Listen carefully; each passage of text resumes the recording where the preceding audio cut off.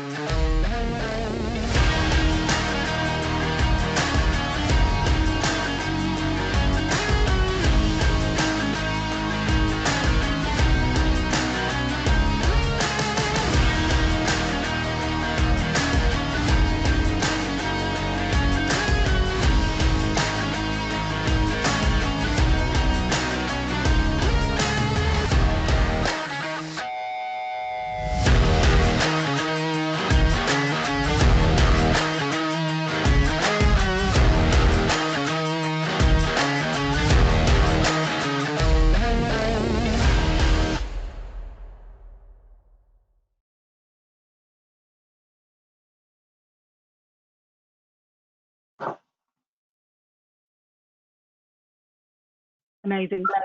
When we saw the Defender at Frankfurt last year, and it was surrounded by a scrum of photographers, videographers and journalists, we knew it was making waves.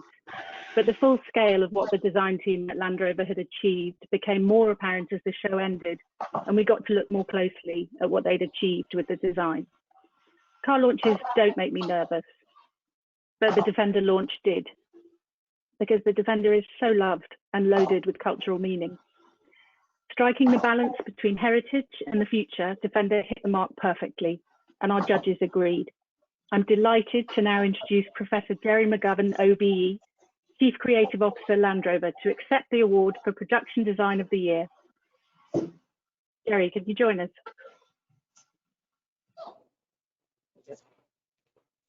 Hello. Hello, congratulations. Thank you very much. It's an absolute honour. Quite heavy, isn't it? Nice and solid, like that car. Thank you. It really is a testament. It doesn't surprise me, and the Defender came out as a clear winner. Sometimes it's not so clear. There isn't that much in the votes, but Defender really was streets ahead of any of the other cars. The judges held it in very high regard, as do we. I wonder if we could perhaps go through a couple of questions. If anybody from the audience has got any questions, if you type them into the questions panel, I'll ask them to Jerry. But if we could start off, as a car designer, how did you manage the challenge of blocking out such a well-loved original? I don't think it was really a case of blocking. Our design philosophy is always recognise our past, but don't be harnessed by it. You know, we've got the Defender, we've also got a Range Rover, which is probably equally as sort of peerless, for want of a better description. One thing I was very firm on was that we should not create something that had a retrospective view of the past. For me and the team, it was really about, and by the way, I accept this trophy on behalf of the team. As everybody listening knows, designing a car is a team effort, it's a multidisciplinary task. But our view was that if Defender had been replaced through a normal cycle, say every 10 years, which is probably more than a normal cycle. What would that car be today? And so, you know, that was a big jump for us. And it was really about trying to capture the essence of what that car represented in the past, not so much in its design, but in its character. Because, you know, our philosophy generally is to design cars that are thoroughly modern and contemporary, and they have to be relevant for today. And remember, this vehicle will sell to a lot of people who don't know anything about the previous Defender. So it was about creating that balance. Clearly, we wanted the traditionalists to look at the car and say, you know, that's it, we love it. But you're not going to take everybody with you. That's true, but actually, I think you did take quite a lot of the traditionalists with you, which was one of the things that made me quite nervous in the build-up to it. By the way, you said you were quite nervous at Frankfurt when we revealed it. You're probably more nervous than me, because I was absolutely convinced that, you know, this vehicle was right, and I think it can bear any critical, you know, any learned critical critique, for want of a better description, in terms of what this car represents, both in its design and its engineering. Yes. Moving on to the next question that I've got for you, how do you balance the form and function when designing such a vehicle as a Defender? Interestingly, on Defender, they worked in harmony, because this vehicle had to be the toughest Defender we've ever created. It had to have supreme off-road all-terrain capability. So to have that all-terrain capability, it needs to have prerequisites like short front and rear overhangs, has to have a high sill for departure angle. So in a way, that helped the design, because most designers will know when you've got really short overhangs, not on every design, but on a lot of designs, that can help the character. And it also forced us to do things that you wouldn't necessarily do on maybe more conventional SUVs, which was to introduce this sheer verticality at the rear, which of course helps maintain that all-important off-road capability for that departure angle. So for us, the design, the form, and the function were in harmony with each other. Really, there wasn't too much sort of fighting going on between the designers and engineers. Not that we have that anymore anyway. We have an engineering team that are hell bent on delivering our designs. Another question that we've had is, how do you deal with the gap between ideal and reality?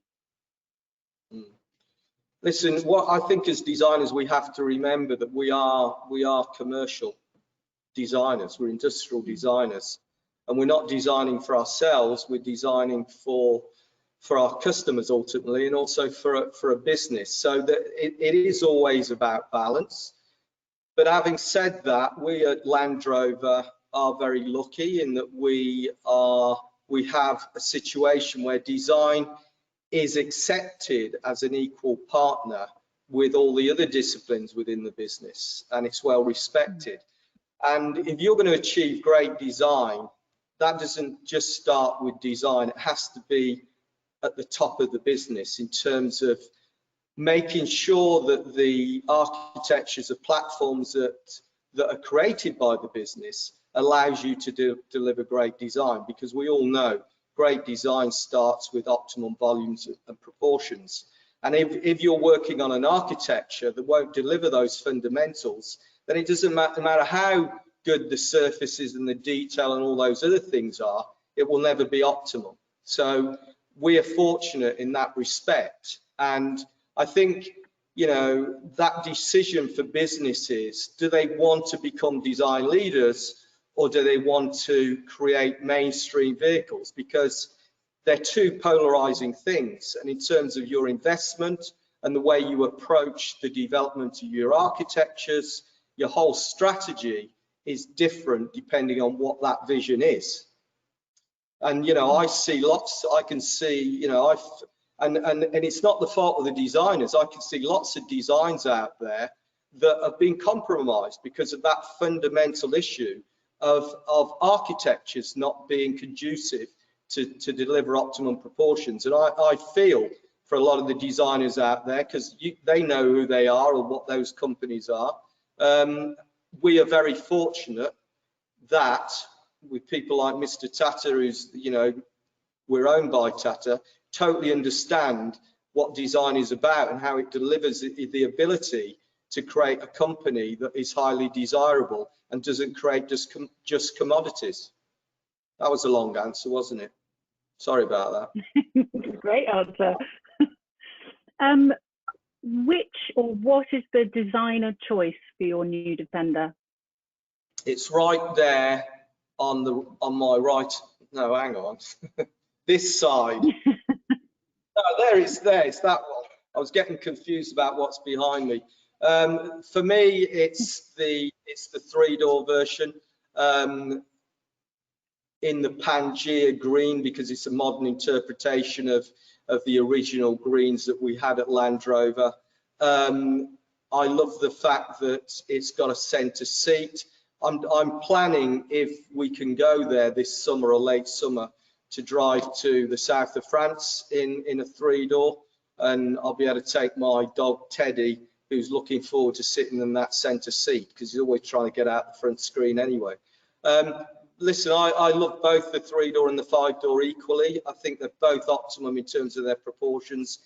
They're incredibly durable. They do what they said on the tin, and really they're a tribute to the great engineering, the great engineers and the designers that have worked really strongly together to develop this. And I did a video yesterday for our customers in America who are just starting to get their cars delivered. And remember, the Defender hasn't sold in America for quite a few years now.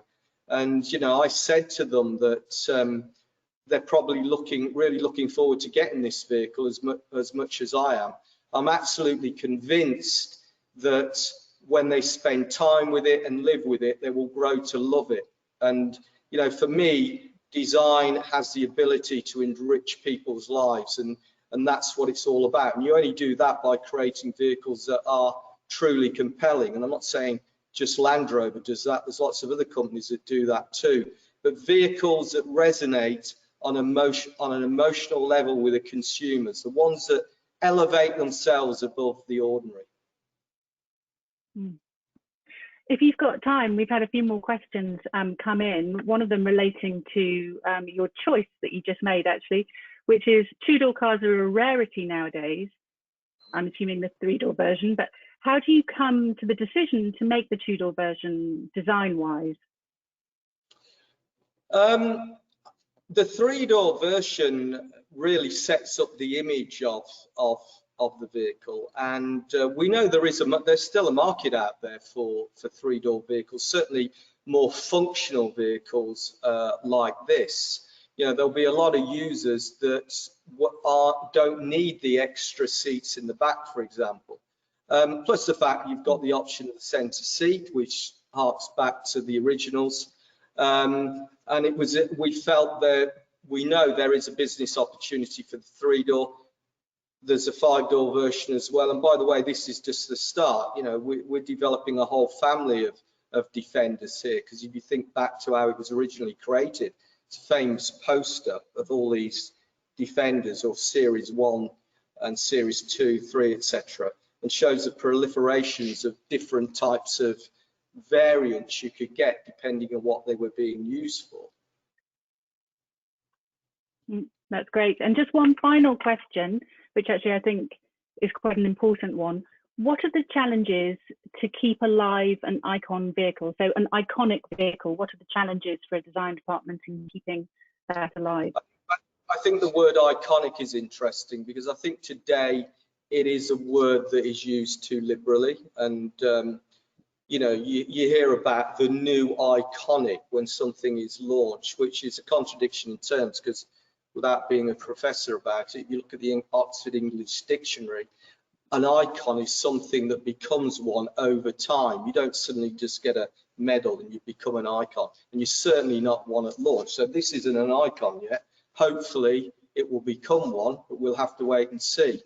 But when you can honestly say the Defender did have, or the original Defender does have has iconic status, as does the Range Rover, which is now, you know, 50 years. Was it today or yesterday? So it takes a long time. I think the important thing is when you're trying to maintain that sort of iconic status, if you like, is to recognize what the essence is, not just in the vehicle, but in the brand itself, and stay true to that vision. When I talk about iconic, it links inextricably to equity in terms of its worth as a brand. That's why when it comes to luxury products, you can look at things that intrinsically they're the same in terms of their content, their costs, materials, and all those other things, but one is far higher in price point than another, and that is invariably because of its equity as a brand. And it is all about protecting that. So it's as much about what you don't do as you do, and it's about thinking about how you evolve the brand to build that equity or maintain it, versus being just influenced all the time by what's going on in the market in terms of quick sales, quick cycles, you know, just creating differentiation for the sake of it when you don't actually need it. It's a bit more complicated than that, but I think for me, that's the essence of it. That's really interesting. Thank you, Professor McGovern, for joining us today and for accepting the award on behalf of the Land Rover design team. We're absolutely delighted.